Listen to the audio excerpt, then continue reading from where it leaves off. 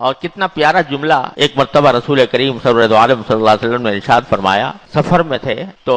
نماز کا وقت ہو گیا تھا، تو آپ نے حضرت بلال رضی اللہ تعالیٰ عنہ جو حضور کے مؤذن تھے صلی اللہ علیہ وسلم، اللہ تعالیٰ نے ان کو رسول کریم صلی اللہ علیہ وسلم کے مؤذن بنایا تھا، اور وہ مقام بخشا تھا کہ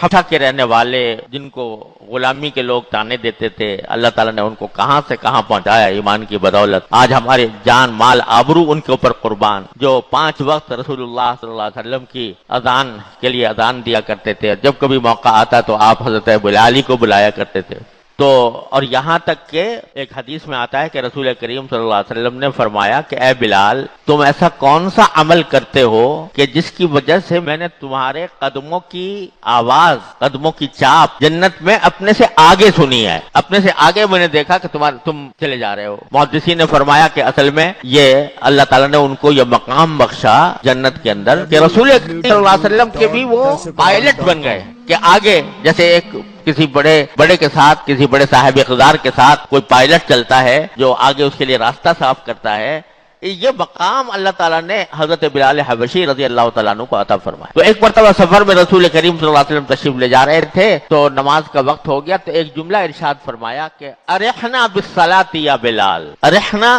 بالصلاۃ یا بلال، اے بلال ہمیں نماز کا آرام عطا کر، ہمیں نماز پڑھوا کر آرام دے دو ہمیں، یعنی چین نہیں آ رہا بغیر نماز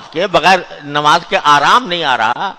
تو اب ہمیں تم آرام دے دو نماز پڑھوا کر، تاکہ ہمیں نماز پڑھوا کر آرام ہو جائے کہ بھئی یہ فکر جو نماز کی ہے وہ پوری ہو جائے۔ تو اب الحمدللہ جو آدمی نماز کا عادی ہو جاتا ہے تو اس کو چین نہیں آتا جب تک کہ نماز نہ پڑھ لے۔ یہی سے ہوا، مجاہدے سے ہوا، عادت ڈالی الحمدللہ نماز کے عادی ہو گئے۔ اور روزہ اسی طریقے سے کہ عادت ڈالی روزے کے عادی ہو گئے، اب روزے کی جو مشقت ہے وہ کم ہوتی چلی گئی۔